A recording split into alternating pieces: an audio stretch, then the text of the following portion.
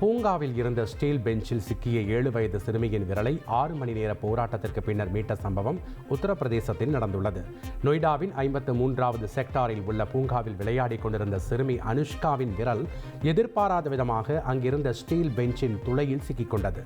இதையடுத்து தீயணைப்பு படையினர் வரவழைக்கப்பட்டு சுமார் 6 மணி நேரம் போராடி ஸ்டீல் பெஞ்சை மெதுவாக வெட்டி எடுத்து சிறுமியை பத்திரமாக மீட்டனர்.